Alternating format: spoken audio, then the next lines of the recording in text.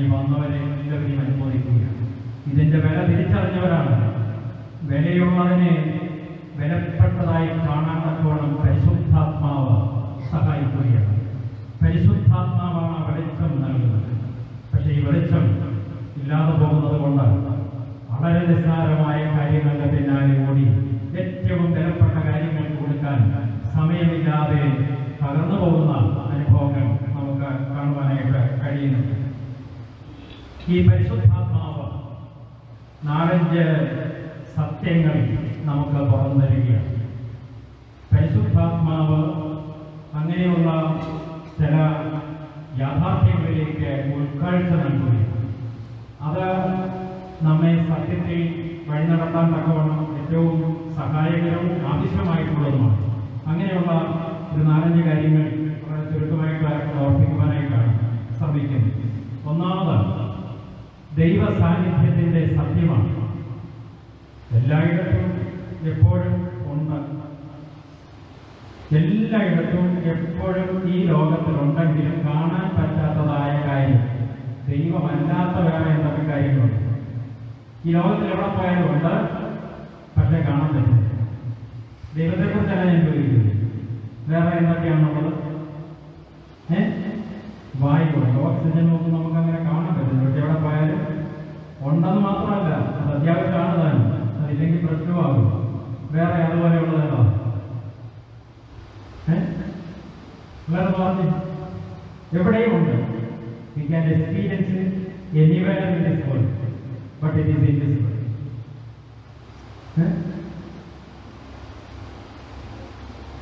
എന്തോ ഗ്ലാസ് കാണാം, ഏകദേശം തൊടാം, അങ്ങനെ എക്സ്പീരിയൻസ് ചെയ്യാൻ. പക്ഷേ ഈ ഗ്രാവിറ്റേഷണൽ ഫോഴ്സും അല്ലേ, ഗുരുത്വാകർഷണമുണ്ട്. പക്ഷെ നോക്കിയാൽ കാണാൻ പറ്റുന്നു. നമുക്ക് അതിനകത്ത് വലിയ വിശ്വാസമൊന്നുമില്ലെന്ന് പറഞ്ഞ് 2ാം നിലയുടെ മുകളിൽ കയറി താഴോട്ട് ചാടിയാലും ചിലപ്പോൾ കാറൊടിയും അല്ലേ. അപ്പം അത് എവിടെയും ഉണ്ട് എന്ന് പറഞ്ഞതുപോലെയാണ് ദൈവ സാന്നിധ്യം. ദൈവ സാന്നിധ്യം എവിടെയും. പക്ഷേ പലപ്പോഴും നമ്മളത് ഓർക്കാതെ പോകുന്നു. അതിലേക്ക് നിരന്തരം നമ്മളെ ഓർമ്മപ്പെടുത്തി ആ ശ്രദ്ധ കൊണ്ടുവരുന്നതാണ് പരിശുദ്ധാത്മാവ്. ഈ പരിശുദ്ധാത്മാവ് ഇതാ ദൈവം അങ്ങ് നിൽക്കുന്നു എന്ന് പറയുകയല്ല, മറിച്ച് നമ്മുടെ ഉള്ളിലേക്ക് ആ അനുഭവത്തെ കൊണ്ടുവരുന്നു. അതുകൊണ്ടാണ് നമ്മൾ ഈ ആശീർവാദത്തിൽ പരിശുദ്ധ റൂഹായുടെ സംബന്ധവും സഹവാസവും എന്ന് പറഞ്ഞിരിക്കുന്നത്. അത് നമ്മുടെ ഉള്ളിലേക്ക് വരികയാണ്. നമുക്കറിയാം, ഇസ്രായേൽ ജനത്തെ മരുഭൂമിയിലൂടെ വഴി നടത്തിയത് അഗ്നിസ്തംഭം രാത്രി ആണോ, പകൽ മേഘസ്തംഭം, അഗ്നിത്തൂണാണ് അവരെ വഴി നടത്തിയത്. അത് പുറമേ നിന്നാണ് നടത്തിയത്. ഇതാ പുതിയ സഭയിലേക്ക് വരുമ്പോൾ പരിശുദ്ധ റൂഹ അഗ്നിയായി ഉള്ളിലേക്ക് ഇറങ്ങുകയാണ്. ഉള്ളിലേക്ക് ഇറങ്ങി ഇതാ ദൈവം നമ്മിലേക്ക് വന്നിറങ്ങുന്നു, നമ്മോടൊപ്പമായിത്തീരുന്നു. ഇനി അങ്ങ് പുറത്ത് മാത്രമല്ല, എപ്പോഴുും ആ സഹവാസത്തിൽ സന്തോഷിക്കുവാൻ തക്കമുള്ള വലിയൊരു അനുഭവം ഉണ്ടാക്കുകയാണ്. ഈ ഈച്ചയും തേനീച്ചയൊക്കെ മൂളിപ്പറന്ന് പൂവിലേക്ക് ചെന്നിരുന്ന അതിൻ്റെ കൊമ്പ് ആ തേനിലേക്ക് തൊടുമ്പോൾ അതിന് ലഭിക്കുന്നതായ ഒരു ശാന്തതയുണ്ട്, ചരകടിയൊക്കെ എന്ന് പറഞ്ഞതുപോലെ ആത്മാവ് ദൈവത്തോട് ചേരാൻ തക്കവണ്ണം അതിൽ കൂടെ ലഭിക്കുന്ന സന്തോഷത്തിലേക്ക് കടന്ന് ദൈവരാജ്യാനുഭവം ഇവിടെ വെച്ച് തന്നെ തുടങ്ങാനായിട്ട് പരിശുദ്ധാത്മാവ് സഹായിക്കുകയാണ്. ആ പരിശുദ്ധ റൂഹ നമ്മുടെ ഉള്ളിലിരുന്ന് പ്രാർത്ഥിക്കാൻ സഹായിക്കുന്നുവെന്ന് റോമാലേഖനം 8-ാം അധ്യായം 26-ാം വാക്യത്തിൽ നമ്മൾ വായിക്കും. വേണം പ്രാർത്ഥിക്കാൻ നമുക്ക് അറിയത്തില്ല. എന്നാൽ ഈ പരിശുദ്ധ റൂഹ ഉള്ളിലിരുന്ന് നിരന്തരം ദൈവബന്ധത്തിലായിരിക്കാൻ തക്കവണ്ണം നമ്മളെ ഹെൽപ്പ് ചെയ്യുന്നു. നിരന്തരം ഉള്ളിൻ്റെ ഉള്ളിൽ ഒരു ആരാധന നടക്കാൻ തക്കവണ്ണം സഹായിച്ചുകൊണ്ടിരിക്കുന്നു. അപ്പാ പിതാവേ എന്ന് വിളിക്കുന്ന പുത്രത്വത്തിന്റെ ആത്മാവിനെ നാം പ്രാപിച്ചിരിക്കുന്നതായിട്ട് റോമാലേഖനത്തിൽ തന്നെ 8-ാം അധ്യായം 15-ാമത്തെ വാക്യത്തിൽ നമ്മൾ വായിക്കുകയാണ്. ആൻഷേറ്റി എല്ലാം തീരുന്നു, ആ ഉഗ്രതകൾ മറികടക്കുന്നു, ശാന്തത നിറയുന്നു, സമാധാനം ഹൃദയത്തിൽ നിറഞ്ഞു കവിയുന്നു. കാരണം ഒപ്പമാണ്, കൂടെയാണ്, സഹവാസമാണ്, ഉള്ളിലാണ്, നിരന്തര സംസർഗമാണ്. ഇതിൻ്റെയൊക്കെ വലിയ ക്ലൈമാക്സിലാണ് നമ്മൾ പള്ളിയിലേക്ക് ആരാധനയ്ക്ക് വരേണ്ടത്. നിരന്തരം ഉള്ളിൽ നടക്കേണ്ട ആരാധനയ്ക്കൊക്കെ ഒരു കൾമിനേഷനായിട്ട് ഒരുമിച്ച് വന്ന് പള്ളിയിൽ ആരാധിക്കുന്നു. കുടുംബ പ്രാർത്ഥന നടത്തി പള്ളിയിൽ വന്ന് ആരാധിക്കുന്ന അനുഭവം. യേശുതമ്പുരാൻ നിരന്തരം തൻ്റെ പിതാവുമായിട്ടുള്ള സംസർഗത്തിലായിരുന്ന എല്ലാ ശുശ്രൂഷകളും പ്രവർത്തനങ്ങളും. അവസാന ഭാഗത്ത് യേശു പറയുന്നുണ്ട്, ഈ പരിശുദ്ധ റൂഹായെ കുറിച്ചൊക്കെ ഏറ്റവും അധികം വെളിപ്പെടുത്തലുകൾ നടത്തിയ അധ്യായത്തിൽ തന്നെ, വിശുദ്ധ യോഹന്നാന്റെ സുവിശേഷം 16-ാം അധ്യായത്തിൽ അതിന്റെ അവസാന ഭാഗത്ത് പറയുകയാണ് ശിഷ്യന്മാരോട്, നിങ്ങളൊക്കെ എന്നെ വിട്ടേച്ച് പോകും. ഞാൻ പീഡിപ്പിക്കപ്പെടുന്ന സമയത്ത് എല്ലാവരും എന്നെ വിട്ടേച്ച് ഓടും. പക്ഷേ അന്നേരം ഞാൻ ഒറ്റയ്ക്കല്ല, എൻ്റെ പിതാവ് എൻ്റെ കൂടെയുണ്ട്. ഒരു മനുഷ്യൻ എന്നുള്ള നിലയിൽ നിരന്തരമുള്ള അപ്പാർട്ട് കോൺഷ്യസ്നെസ്, പിതൃബന്ധം, ഇത് യേശു ഓർപ്പിക്കുന്നത് നമുക്ക് സമാധാനം ഉണ്ടാകാൻ വേണ്ടിയാണെന്ന് അവിടെ എടുത്തു പറഞ്ഞിട്ടുണ്ട്. ഈ കാര്യങ്ങളൊക്കെ നമ്മളെ ഓർമ്മിപ്പിച്ചുകൊണ്ട് ഈ ഒരു ബന്ധത്തിൽ തുടരാൻ തക്കവണ്ണം സഹായിക്കുകയാണ്. പ്രാവിന്റെ രൂപം പരിശുദ്ധ റൂഹായുടെ പ്രതീകമാണ്. അതാണല്ലോ നമ്മുടെ ചിത്വാലയിലൊക്കെ കൊത്തിവെച്ചിരിക്കുന്നത്. ഇന്നത് സമാധാനത്തിന്റെ പ്രതീകമാണ്. അന്ന് വേദപുസ്തക രചനയുടെ സമയത്ത് അതൊരു വലിയ വസ്തുവായിരുന്നു. എന്തിനാണ് പ്രാവിനെയൊക്കെ ബലിയർപ്പിച്ചത്? നഷ്ടപ്പെട്ടു പോയ ദൈവബന്ധം പുനഃസ്ഥാപിക്കാൻ വേണ്ടിയാണ്. അപ്പൊ പരിശുദ്ധ റൂഹ വന്ന് ഒരു പ്രാവായി ഇറങ്ങി വീണ്ടും നമുക്ക് നഷ്ടമായിരിക്കുന്ന ദൈവബന്ധത്തിലേക്ക് നമ്മളെ ആനയിച്ച് അത് പുനഃസ്ഥാപിച്ച് നിരന്തരം ആ ബന്ധത്തിൽ തുടരാൻ തക്കവണ്ണം സഹായിക്കുകയാണ്. രണ്ടാമത് വചനത്തിന്റെ സത്യമാണ്. ഞാനിവിടെ വചനം എന്ന് ഉദ്ദേശിച്ചത് യേശു വെളിപ്പെടുത്തിയത് എല്ലാമാണ്. കേവലം കുറച്ച് കൽപ്പനകൾ മാത്രമല്ല, യേശു തന്നെയാണ് വചനം. ആ വചനം വന്ന് നമുക്ക് വെളിപ്പെടുത്തി തന്ന വചനങ്ങളും അതെല്ലാം സത്യമാണ്. പക്ഷെ അത് കാണുമ്പോൾ, ആദ്യം നോക്കുമ്പോൾ അതിനോട് ചേർന്ന് കിടക്കുന്ന കുരിശ് കാരണം ഇത് വലിയ അസ്വസ്ഥതയാണ്. അതുകൊണ്ട് പലരും അതിന് വലിയ പ്രാധാന്യം കൊടുക്കുന്നില്ല. നിങ്ങളുടെ ആഞ്ഞിക്കുരു എടുത്തു നോക്കിയാൽ, അല്ലെങ്കിൽ ഏത് ഗുരുവും ഏത് വിത്തും എടുത്തു നോക്കിയാൽ പുറമെ അട്രാക്റ്റീവ് ഒന്നുമല്ല. അതിനകത്ത് വലിയ പൂവോ ഇലകളോ ഈ തടിയോ അതിന്റെ വലിപ്പമോ മഹത്വമോ ഒന്നും കാണാനില്ല. പക്ഷെ അതിനകത്തുണ്ടല്ല എന്ന് പറഞ്ഞതുപോലെയാണ് ഈ വചനത്തിൽ എല്ലാം ഉണ്ട്. അതെന്ന് ജീവിതത്തിൽ പ്രാക്ടീസ് ചെയ്താൽ അതിന്റെ പിന്നാലെ ഉണ്ടാകുന്ന വലിയ സന്തോഷവും നന്മകളും സഫലതയും സക്സസും ഒക്കെ ഉണ്ട്. പക്ഷെ അത് പെട്ടെന്ന് നോക്കുമ്പോൾ കാണാൻ പറ്റും. പക്ഷെ അതങ്ങോട്ട് ശരിക്കും തുറന്നെടുത്ത് അപ്ലൈ ചെയ്ത് കഴിയുമ്പോൾ തീർച്ചയായും അത് നമുക്ക് അനുഭവിക്കാനായിട്ട് കഴിയും. ഇത് സയൻസാണ്, ഇത് ശാസ്ത്രമാണ്. ഇത് കേവലം ക്രിസ്ത്യാനിക്ക് വേണ്ടിയോ ഓർത്തഡോക്സ് സഭയിലെ ഒരു അംഗത്തിന് വേണ്ടിയോ മാത്രം കർത്താവ് തന്നിട്ടുള്ളതല്ല. കർത്താവ് വെളിപ്പെടുത്തിയതെല്ലാം ഈ ലോകത്തിൽ ഏതൊരു മനുഷ്യനെയും പ്രകാശിപ്പിക്കാനും സന്തോഷിപ്പിക്കാനും ദൈവിക അനുഭവത്തിലേക്ക് നയിക്കാനും വേണ്ടിയുള്ളതാണ്. അതുകൊണ്ട് ഈ വചനങ്ങളൊക്കെ തീർച്ചയായും ജീവിതത്തിൽ വലിയ നന്മകൾ രൂപപ്പെടുത്തും. ഒരു പാരസെറ്റാമോൾ പോലും നമ്മളെടുത്ത് ഉപയോഗിച്ചാൽ, ഏത് മനുഷ്യനെ ഉപയോഗിച്ചാലും തലവേദന മാറുകയും അതിൻ്റെ എഫക്റ്റ് ഉണ്ടാകുകയും ചെയ്യും എന്ന് പറഞ്ഞ പോലെയാണ് കർത്താവിന്റെ വചനങ്ങൾ. അത് ഏതൊരു മനുഷ്യനും സ്വാതന്ത്ര്യവും സന്തോഷവും നന്മയൊക്കെ ഉണ്ടാക്കുന്നത്. അതുകൊണ്ടാണ് ഞാൻ പറഞ്ഞത് സയന്റിഫിക്കാണെന്ന് പറയുന്നത്. ഇത് ശാസ്ത്രീയമാണ്. ഇതൊന്ന് അനുഭവിച്ചറിയാൻ, അത് ടെസ്റ്റ് ചെയ്ത് നോക്കിക്കോ.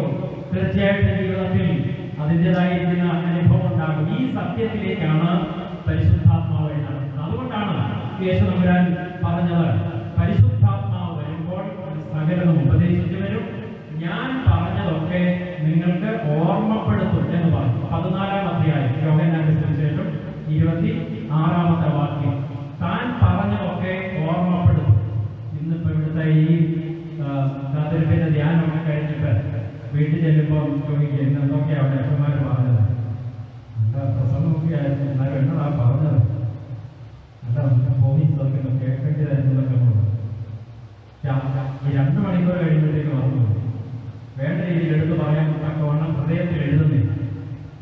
എന്നാൽ യേശുദമ്പുരാൻ ദൈവരാജ്യത്തിന്റെ പ്രമാണങ്ങളെല്ലാം പഠിപ്പിച്ചിട്ട് പിന്നെ എത്രയോ വർഷം കഴിഞ്ഞിട്ടാണ് ഈ സുവിശേഷങ്ങളൊക്കെ അപ്പോസ്തലന്മാർ എഴുതുന്നത്.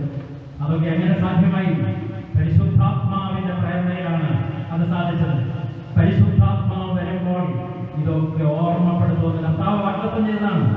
യേശു തമ്പുരാൻ വാഗ്ദാനം ചെയ്തതൊക്കെയും നിറവേറ്റപ്പെടും, യാതൊരു സംശയവുമില്ല. പരിശുദ്ധാത്മാവ് ഈ വചനത്തിന്റെ സാധ്യതകളിലേക്കും സഫലതയിലേക്കും നമ്മുടെയൊക്കെ ഹൃദയത്തെ തിരിക്കുകയാണ്.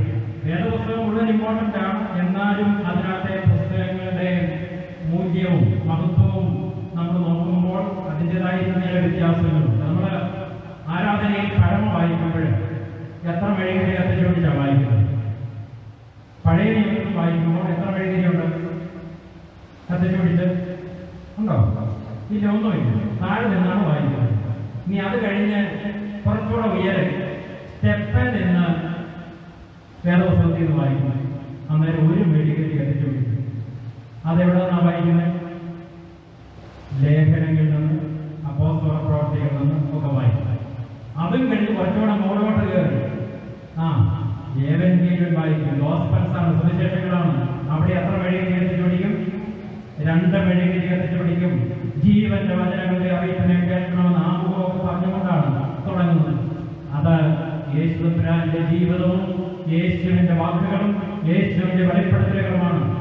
ആ ജീവന്റെ വചനങ്ങളിലേക്ക് യേശു പരിശുദ്ധാത്മാവ് നിരന്തരം നമ്മുടെ ശ്രദ്ധയെ ക്ഷണിക്കുകയാണ്. ശരിക്കും പരിശുദ്ധാത്മാവ് ഒരു ശുശ്രൂഷക്കാരനായിട്ട് നിന്ന് വിളിച്ചു പറയുകയാണ് നിരന്തരം. സുവിശേഷം തുറക്കുമ്പോഴൊക്കെയും ഇതാ ജീവന്റെ വചനങ്ങൾ. എപ്പോഴും ഈ കുപ്പായമായിട്ട് ശുശ്രൂഷക്കാരൻ വീട്ടിൽ വന്ന് സുവിശേഷം തുറക്കുന്ന ഉടനെ ജീവന്റെ വചനങ്ങളെ കേൾക്കണമെന്ന് വിളിച്ചു പറയാൻ കാണില്ല. പക്ഷേ പരിശുദ്ധാത്മാവ് എപ്പോഴും നിന്ന് ഓർപ്പിക്കുകയാണ് ജീവന്റെ വചനങ്ങൾ. എന്നും സുവിശേഷങ്ങൾ വായിക്കുന്ന ആരെങ്കിലും ഉണ്ടോ? പിള്ളേരെങ്കിലും ഉണ്ടോ വീട്ടില്? എന്നും സുവിശേഷത്തിൽ നിന്ന് വായിക്കുന്ന ആരെങ്കിലും വായിക്കണം. എല്ലാ ദിവസങ്ങളും നിങ്ങൾ എപ്പോഴാ പോയാലും ശരി സുവിശേഷത്തിൽ നിന്ന് എന്നും വായിക്കണം. പരിശുദ്ധാത്മാവ് നിങ്ങളോട് അതിന്റെ വചനങ്ങളിലൂടെ ഇടപെടും.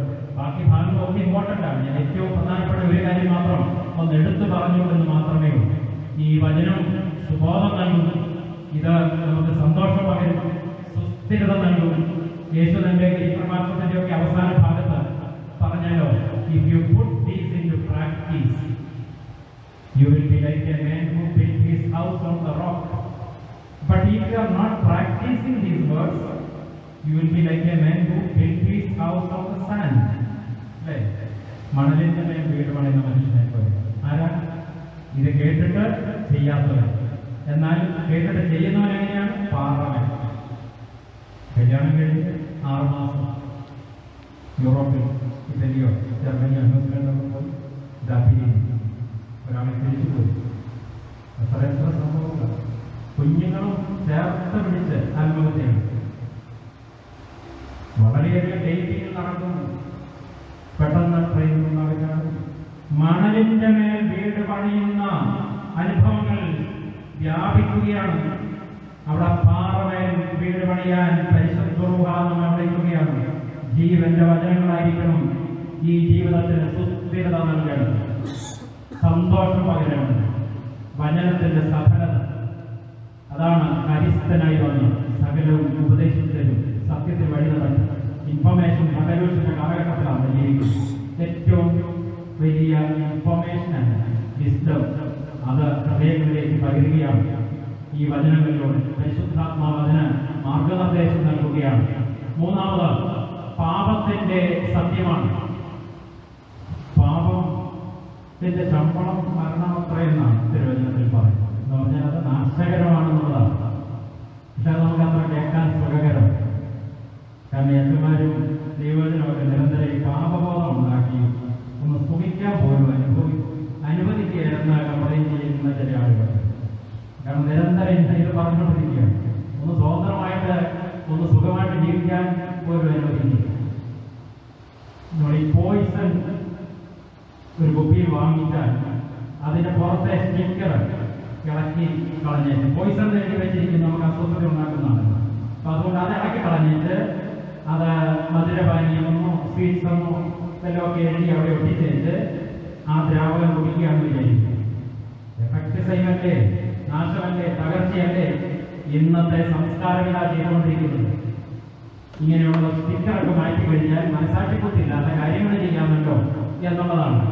പക്ഷേ തകർച്ചയും നാശവും അനന്തരഫലമാണെന്നുള്ളത് പ്രത്യേകം നാം ഓർക്കണം. കുറച്ച് നാളുകൾക്ക് മുമ്പാണല്ലോ നമ്മുടെ ഒരു കോളേജിലെ പോലീസ് റെയ്ഡ് നടത്തി ഡ്രഗ്സിനോട് ബന്ധപ്പെടുത്തി. അവിടെ ഹോസ്റ്റലിലെ ഒരു മുറിയിൽ ഡ്രഗ് നിരന്തരം വിൽക്കുകയും അവിടെ വന്ന് എടുക്കുകയും ചെയ്യാനുള്ള സംവിധാനങ്ങളൊക്കെ ഉണ്ടായിരുന്നു. ആ മുറിയുടെ വാതിലില് എൻട്രൻസിൽ എഴുതി വെച്ചിരുന്നത് സ്വർഗവാതിലെന്നാണെന്ന് പത്രത്തിൽ വായിച്ചത് ഞാൻ ഓർക്കുന്നു. ആ സ്വർഗവാതിൽ കടന്ന് എത്ര പിള്ളേരായിരിക്കും ഈ ലോകത്തിൽ വെച്ച് തന്നെ നരകത്തിലേക്ക് വീണിരിക്കും. പക്ഷെ എഴുതി വെച്ചിരിക്കുന്നത് സ്വർഗവാതിൽ. ഇതിന്റെ ഒരു കിക്ക്, ഇതിന്റെ ഒരു അനുഭൂതി, ഇത് സ്വർഗം തുറന്നു തരും. ഇതാണ് വലിയ വഞ്ചനയുടെ അനുഭവം എന്ന് പറയുന്നത്. ഇതാണ് വഞ്ചനയുടെ ആത്മാവിന്റെ പ്രവർത്തനം. കുറേശ്ശെ തുറക്കുന്നതേ ക്രമേണ അഡിക്റ്റായിട്ട് ഊരിപ്പോരാൻ പറ്റാത്ത അവസ്ഥയാണ്. ഇന്ന് ഡ്രഗ്സൊന്നും മാത്രമല്ല, റീലുകൾ പോലും അഡിക്ഷനായി മാറുകയാണ്. ഇതിനൊക്കെ ഒന്ന് അവസാനം രക്ഷപ്പെട്ട് കിട്ടാനായിട്ട് പ്രയാസം. ചെറുപ്പത്തിൽ ബേബി സിറ്ററായിട്ട് ഈ ഫോൺ അങ്ങോട്ട് വെച്ച് കൊടുക്കുന്നു. പിന്നെ അത് വളർന്ന് നമ്മളെ കീഴ്പ്പെടുത്തുന്ന ഒരു നീരാളിപ്പിടുത്തമായിട്ട് മാറുകയാണ്. ഇത് തിരിച്ചറിയാൻ കഴിയാതെ പോവുകയാണ്. പാപത്തെക്കുറിച്ച് ബോധം വരുത്തുന്ന പരിശുദ്ധാത്മാവെന്ന് യേശുദാനാണ് പറഞ്ഞിരിക്കുന്നത്. വിശുദ്ധ യോഹന്നാന്റെ സുവിശേഷം 16-ാം അധ്യായം 8-ാമത്തെ വാക്യം.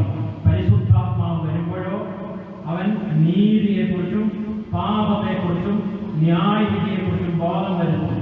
പരിശുദ്ധാത്മാവിൽ വന്ന് പാപബോധം നൽകണമെന്ന് നമ്മൾ ആത്മാർത്ഥമായിട്ട് പ്രാർത്ഥിക്കണം. പുറമേ നോക്കി ഒരു കുഴപ്പമില്ല, പക്ഷെ അകത്തേക്ക് നന്നായിട്ട് സ്കാൻ ചെയ്ത് ഇറങ്ങി നോക്കിയാലേ ചില ക്യാൻസറൊക്കെ കാണാൻ പറ്റും. പുറമേ നോക്കിയാൽ ഒരു കുഴപ്പമില്ല, പക്ഷേ സൂക്ഷിച്ച് നന്നായിട്ട് പരിശോധന നടത്തി ചെല്ലുമ്പോഴാണ് ചിലപ്പോൾ ക്യാൻസർ 4-ാം സ്റ്റേജിലാണ്, അങ്ങേയറ്റം പറ്റിയിരിക്കുന്നു. കാരണം പുറമേ മാത്രം നോക്കുകയാണ്, ഉള്ളിലേക്ക് ഇറങ്ങി നോക്കാൻ വെളിച്ചം പകരുകയാണ് പരിശുദ്ധ റൂഹ. ഈ പരിശുദ്ധ റൂഹ കർത്താവ് പറഞ്ഞിരിക്കുന്ന കാര്യങ്ങൾക്ക് മാറ്റമില്ല. പാപത്തെക്കുറിച്ച് ബോധം വരുത്തുന്ന സഹായിയാണ്, കാര്യസ്ഥനാണ് പരിശുദ്ധാത്മാവ്. യോഹന്നാന്റെ സുവിശേഷം 16-ാം അധ്യായം 8-ാം വാക്യം.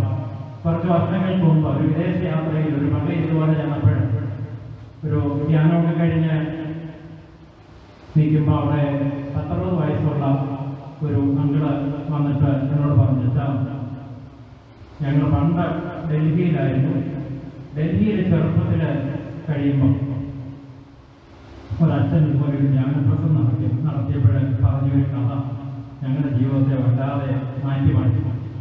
എനിക്ക് കേൾക്കാൻ താല്പര്യമായി എന്താണ് കഥ പറഞ്ഞത്. അതിങ്ങനെ നയാഗ്രയിലൂടെ ഒരു വലിയ ഒരു ശവശരീരം ഇങ്ങനെ ഒഴുകി വരികയാണ്. ആ ശവശരീരത്തിലേക്ക് ഒരു കഴുകൻ വന്നിരുന്ന് കുത്തിപ്പറിച്ച് തിന്നുകൊണ്ടിരിക്കുകയാണ്. അത് ഈ അഴുകിയ ജഡമായിരുന്നുകൊണ്ട് അതിൻ്റെ നഖങ്ങൾ, കഴുകന്റെ നഖങ്ങളൊക്കെ അതിനുള്ളിലേക്ക് ഇങ്ങനെ ഇറങ്ങി ഇരിക്കുകയാണ്.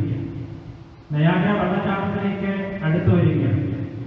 അപ്പൊ ഈ വെള്ളച്ചാട്ടത്തിൽ അടുത്ത് വരുമ്പോൾ ഇത് വിട്ടേറ്റങ്ങ് പറക്കാമെന്നായിരുന്നു ഈ കഴുകന്റെ ചിന്ത.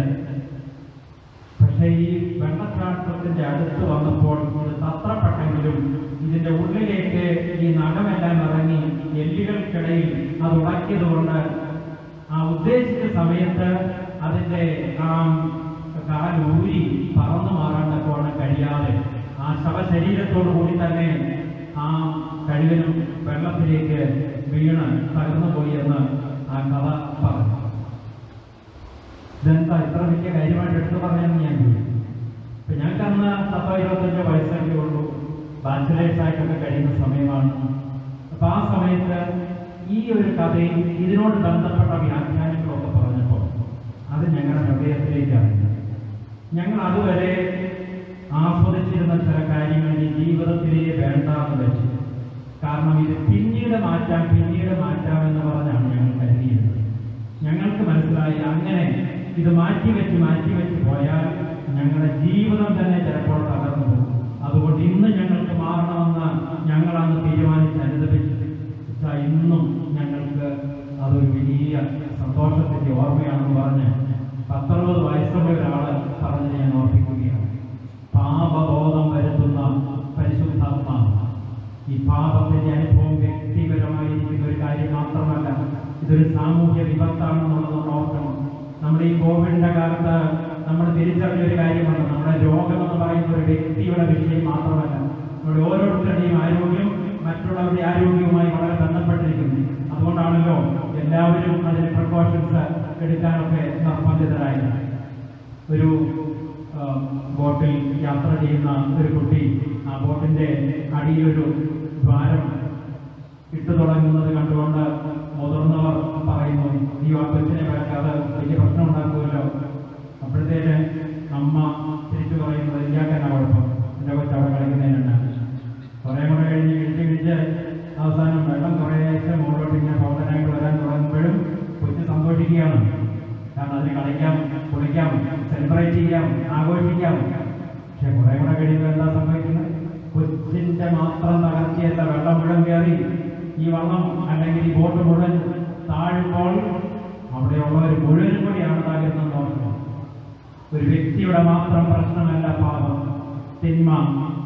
തിന്മയൊന്നുമില്ലെന്ന് പറഞ്ഞ് പഠിപ്പിക്കുന്ന ഒരു ലോകത്തിലും എന്താണ് തിന്മയെന്നും എന്താണ് പാപമെന്നും തിരിച്ചറിവ് തരാനായിട്ടുള്ള വെളിച്ചമാണ് പരിശുദ്ധ റൂഹ.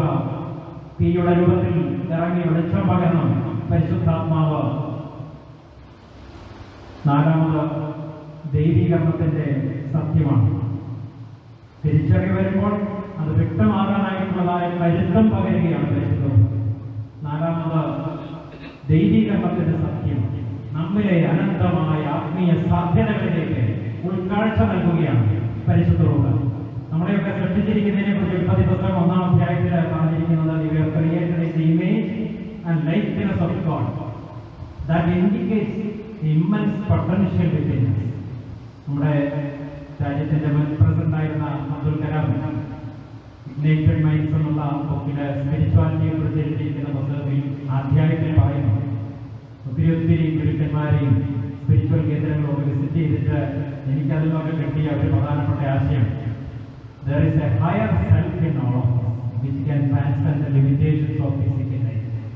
ഭൗതികതയുടെ പരിമിതികളെ അതിജീവിക്കാനായിട്ട് നമ്മളെ സഹായിക്കുന്ന ഒരു അനന്തമായിരിക്കുന്ന സാധ്യത നമ്മുടെ എല്ലാം ഉള്ളിൽ കിടപ്പുണ്ട്. അതിനെന്ത് പേര് വിളിച്ചോട്ടെ, നമ്മൾ അതിനെ വിളിക്കുന്നത് ദൈവത്തിന്റെ സ്വരൂപവും സാദൃശ്യവും.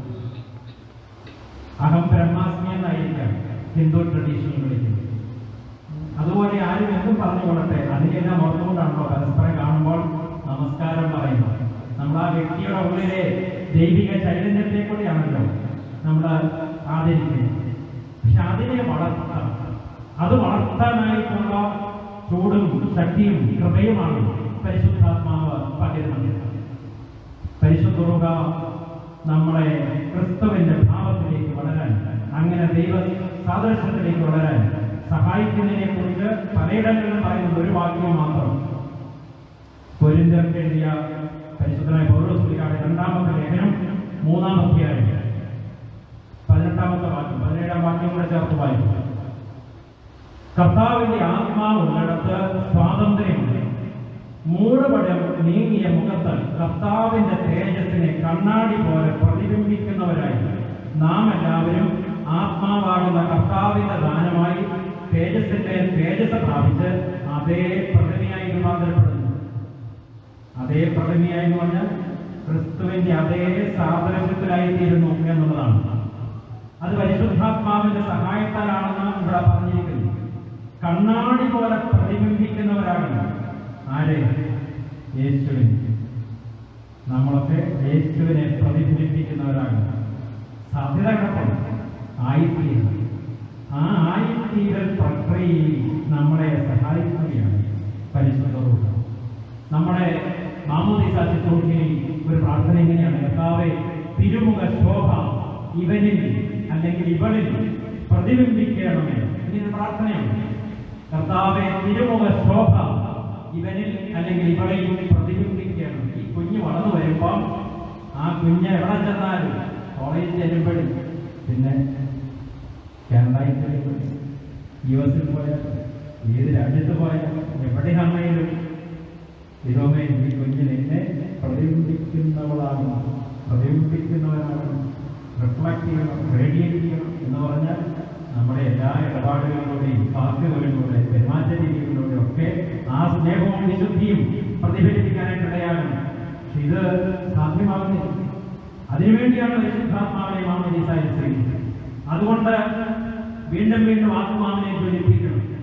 ഈ പരിശുദ്ധ റൂഹ പുരത്തി ആവശ്യിക്കുന്നതിനെ കുറിച്ച് ഇത് സുറിയാനി ദൈവശാസ്ത്ര പാരമ്പര്യത്തിൽ വളരെ ശക്തമായി പഠിപ്പിക്കുന്നുണ്ടല്ലോ.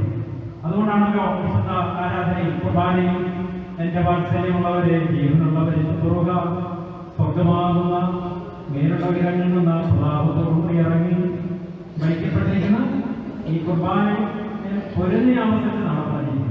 അങ്ങനെ പൊരുന്നി ആവസിച്ചിട്ട് ഇത് തിരിശ്ശേരി രക്തങ്ങളായിട്ട് മാറും. തള്ളപ്പടക്കം വഴി മുട്ടയുടെ മേൽ പൊരുന്നി ആവസിച്ച് ചൂട് പകരുമ്പോൾ അതിൻ്റെ ഉള്ളിലെ ആ ദ്രാവകം ഏതാ? മുട്ടയുടെ ഉള്ളിലെ ദ്രാവകം മഞ്ഞയും വെള്ളയും ഒക്കെ ആയ ദ്രാവകമുണ്ട്. ശരിക്കും അത് കോഴിക്കുഞ്ഞിന്റെ പൊട്ടൻഷ്യലാണ്. ആ ദ്രാവകം ക്രമേണ മാറി കോഴിക്കുഞ്ഞായിട്ട് തീരുകയാണ്. നമ്മിൽ ദ്രാവക രൂപത്തിൽ യേശുദമ്പരാൻ കിടക്കുകയാണ്. യേശു ഉണ്ട്. ആ യേശുവിനെ ഒന്ന് യേശുവാക്കി പുറത്തേക്ക് എടുക്കണ്ടേ? പരിശുദ്ധാത്മാവെ വന്ന് ഞങ്ങളിൽ പൊരുന്നെ ആവസിക്കണമേ. അപ്പവീഞ്ഞുകളെ തിരിശ്ശേരി രക്തങ്ങളാക്കി മാറ്റുന്ന ആ പൊരുന്നെ ആവസിക്കൽ നമ്മുടെ ജീവിതത്തിൽ ഉണ്ടാകണ്ടേ? ഈ പ്രപഞ്ചം ചെറിയ രീതിയിൽ 1380 കോടി വർഷങ്ങൾക്ക് മുമ്പ് ഒരു ബിഗ് ബാങ്ങിൽ തുടങ്ങിയതാണെന്നൊക്കെ ശാസ്ത്രം പറയുന്നു. അവിടെ നിന്നൊക്കെ തുടങ്ങിയിട്ട് ഇതങ്ങോട്ട് വളർന്ന് അനേക ഗാലക്സികളുള്ള കൊടാനുകൂടി നക്ഷത്രങ്ങളുള്ള പ്രപഞ്ചമായിട്ട് ഇങ്ങനെ വളർന്ന് മാറിയ പ്രക്രിയയിൽ പരിശുദ്ധ ഉണ്ടായിരുന്നു. അതുകൊണ്ടാണ് ഉൽപ്പത്തി പുസ്തകത്തിന്റെ ആരംഭത്തിൽ പരിശുദ്ധാത്മാവ് വെള്ളത്തിന്റെ മേലെ വ്യാപരിച്ചുകൊണ്ടിരുന്നു എന്ന് പറയുന്നത്. അപ്പൊ ഇത് നടത്തിയെന്ന് പറഞ്ഞതുപോലെ നമ്മളെയും ക്രിസ്തുവിൽ ജനിച്ച് വളർന്ന യേശുവിനെ പ്രതിഫലിപ്പിക്കുന്ന വ്യക്തികളാക്കി മാറ്റുകയാണ്. അപ്പൊ അങ്ങനെ പ്രതിഫലിപ്പിക്കുമ്പോഴാണ് സ്നേഹവും സന്തോഷവും സമാധാനവും ഒക്കെ മറ്റുള്ളവർക്കും നമ്മളോട് കാണാൻ പറ്റും. സ്നേഹം, സന്തോഷം, സമാധാനം. നമ്മൾ സമാധാനം പ്രശ്നങ്ങളുള്ളപ്പോഴും സമാധാനത്തോടെ. പിന്നെ സൗമ്യത, സ്നേഹം, സന്തോഷം, സമാധാനം, ദീർഘക്ഷമ, ദയ, പരോപകാരം, വിശ്വസ്തത, അല്ലേ, സൗമ്യത, ഇന്ദ്രിയ സെൽഫ് കൺട്രോളാണ്. സെൽഫ് എസ്റ്റീം മാത്രമല്ല ഏറ്റവും വലിയ കാര്യം. സെൽഫ് കൺട്രോൾ വേണം, ഡിസിപ്ലിൻ ഉണ്ടാകണം. No success without discipline and self control. അതൊക്കെ തകർന്നു പോവുകയാണ്. വീണ്ടും തരണേ പരിശുദ്ധാത്മാവെ വന്ന് ഞങ്ങളെ ഈ ദൈവീകരണ സാധ്യത തെളിയിച്ചു. അത് കാണിച്ചു തരിക മാത്രമല്ല, അതിൽ പുരോഗമിക്കാൻ സഹായിക്കുകയും ചെയ്ത് അനുഗ്രഹിക്കണമേ എന്ന് നമുക്ക് പ്രാർത്ഥിക്കേണ്ടതാണ്. നമ്മുടെ മാമോദീസ ശുശ്രൂഷയുടെ ഏറ്റവും അവസാനം ഉത്തമ പ്രാർത്ഥനയിൽ പറയുന്നത്, നീ ധരിച്ചിരിക്കുന്ന പരിശുദ്ധ റൂഹ നിന്നെ പൂർത്തീകരിക്കട്ടെ. ഉണ്ടായിട്ടുള്ളതും ഉണ്ടാകുവാനുള്ളതുമായ സകലത്തെയും പൂർണ്ണമാക്കുന്ന പരിശുദ്ധ റൂഹ നമ്മോടുകൂടെ എന്നെവിടെയാ പറയുന്നു? തിരിശ്ശേരി രക്തങ്ങൾ ഉയർത്തി ആഘോഷിക്കുമ്പോൾ വിശുദ്ധ കുർബാനയിൽ പറയുന്നു എല്ലാത്തിനെയും പൂർത്തീകരിക്കണം. അപ്പൊ അതാണ് ഞാൻ ഈ ദൈവീകരണ സാധ്യത എന്നുള്ളത് കൊണ്ട് ഓർപ്പിച്ചത്. യേശു ക്രിസ്തുവിനെ രൂപപ്പെടുത്തി വളർത്താനുള്ള ആ സാധ്യതയെ പരിപോഷിപ്പിക്കുന്ന ആത്മാവ് നമ്മളെ സഹായിക്കും.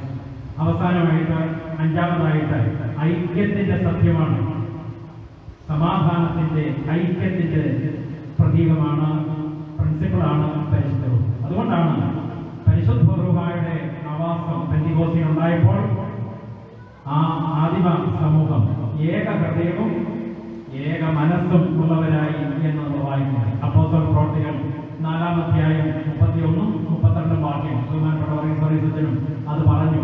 ബാബേൽ കോട്ട പണിയുമ്പോൾ ഭാഷ ശിഥിലമായി, ആളുകൾ ചിതറി. ഇവിടെ സമന്വയവും ഏകീകരണവും ഉണ്ടാകുകയാണ്.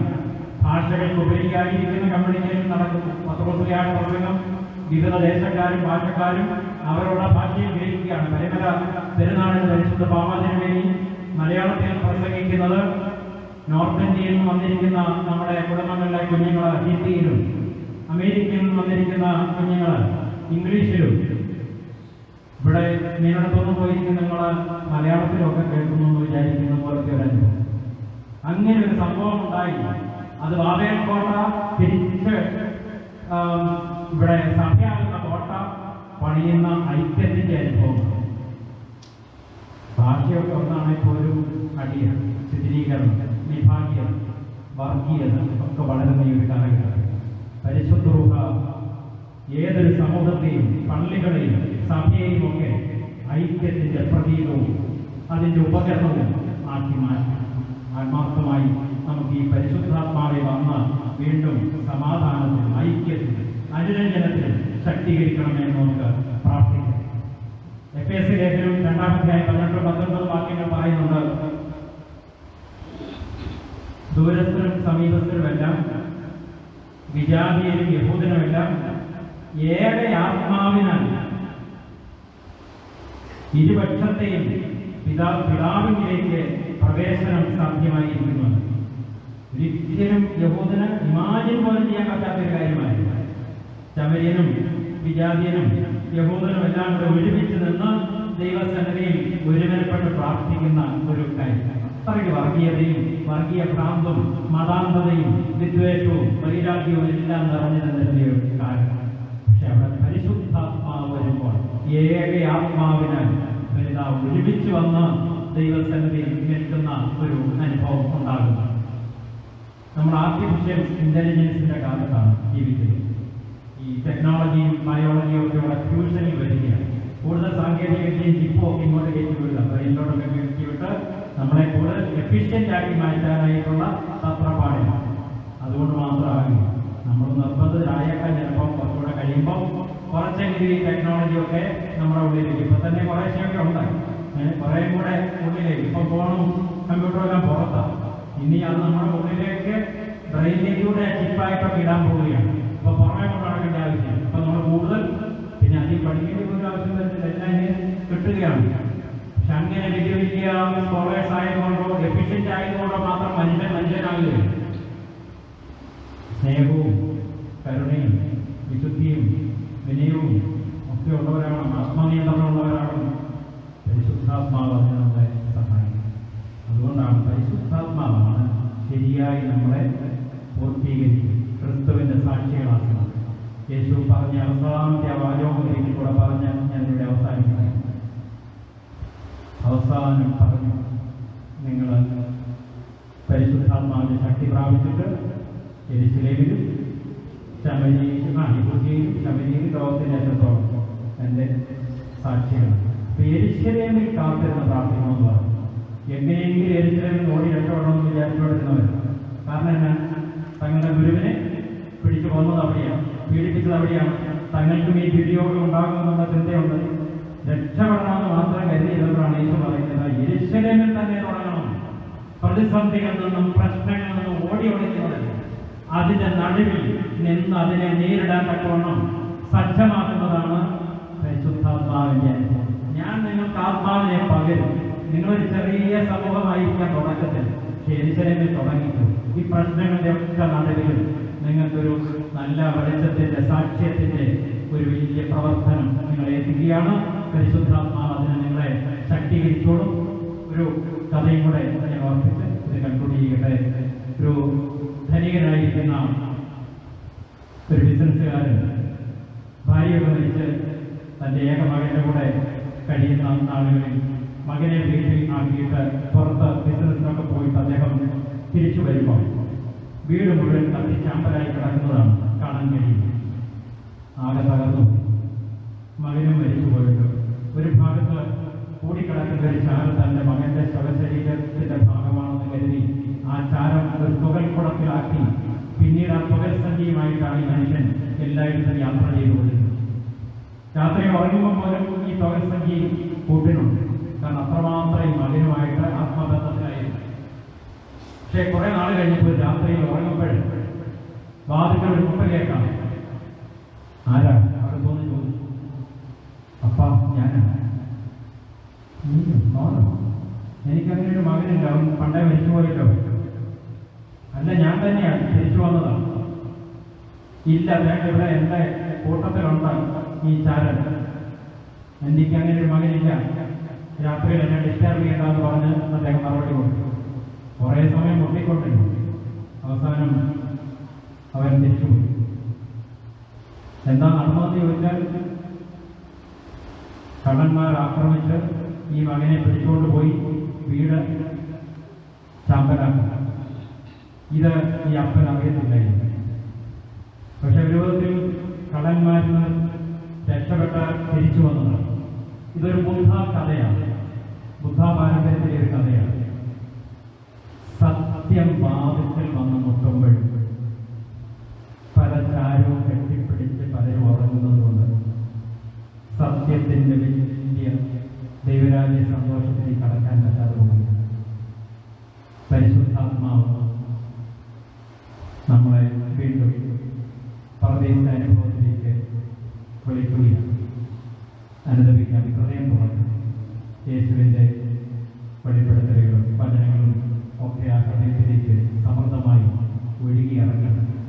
യേശു തന്നെ നമ്മളിൽ നിറയട്ടെ. പരിശുദ്ധാത്മാവിൻ്റെ ശക്തിയാൽ യേശുവിൻ്റെ നല്ല സാക്ഷികളായി നിങ്ങളുടെ പഠന മേഖലയിലും വീട്ടിലും കോളേജിലും പ്രവർത്തന മേഖലകളിലും സൺഡേ സ്കൂളിലും എല്ലായിടങ്ങളിലും വർദ്ധിക്കുവാൻ തക്കോണം ഇടയാകട്ടെ. അതിനെ പറ്റിയൊരു കാലഘട്ടമല്ലെങ്കിലും ഇത് നമ്മുടെ മുമ്പാകെയുള്ള വലിയ ഒരു ഓർമ്മപ്പെടുത്തലാണ്. ഈ പരിശുദ്ധാത്മാവിൽ നിറയാനായിട്ട് ആത്മാർത്ഥമായി പ്രാർത്ഥിച്ചുകൊണ്ട് അനുദപിച്ചുകൊണ്ട് നമുക്ക് നാളെ പെന്തിക്കോസ്തിയിലേക്ക് കടന്നില്ല. ഒട്ടിന്മേൽ കടന്ന് പ്രാർത്ഥിക്കുന്നുണ്ട്. പ്രിയരായ സമയത്ത് കർത്താവെ കടന്നു ചെയ്യണമേ, കൂടുതൽ പരിശുദ്ധാത്മാനുഭവത്തെ പകരണമേ. ഇതൊക്കെ വെറും ഒരു അന്തരജൽപ്പനവും ഒരു കാപട്യവും ഒക്കെയായി മാറിപ്പോകാതെ ശരിയാവണ്ണം രൂപാന്തരപ്പെടാനും ക്രിസ്തുവിൽ ശക്തിപ്പെട്ട് വളരാനും തക്കോണമുള്ള ആഗ്രഹത്തോടുകൂടി ഞങ്ങളെ കൊണ്ട് തന്നെ അതിന് വേണ്ട രീതിയിൽ സാധിക്കുന്നില്ല. പരിശുദ്ധാത്മാവെ വന്ന് ഞങ്ങളെ സഹായിക്കണമേ, ശക്തീകരിക്കണമേ, ശുദ്ധീകരിക്കണമേ എന്നുള്ള പ്രാർത്ഥനയോടുകൂടി നമുക്ക് പെന്തിക്കോസ്തിയിലേക്ക് അടുക്കാം. പരിശുദ്ധാത്മാവ് അതിന് നമ്മളെല്ലാം സഹായിക്കട്ടെ എന്ന് പ്രാർത്ഥിക്കുന്നു. റോമാലേഖനം 15-13 പ്രത്യാശ നൽകുന്ന ദൈവം പരിശുദ്ധാത്മാവിന്റെ ശക്തിയാൽ നിങ്ങൾ പ്രത്യാശയിൽ സമൃദ്ധിയുള്ളവരായി വിശ്വസിക്കുന്നതിനുള്ള സകല സന്തോഷവും സമാധാനവും കൊണ്ട് നിങ്ങളെ നിറയ്ക്കുന്നു.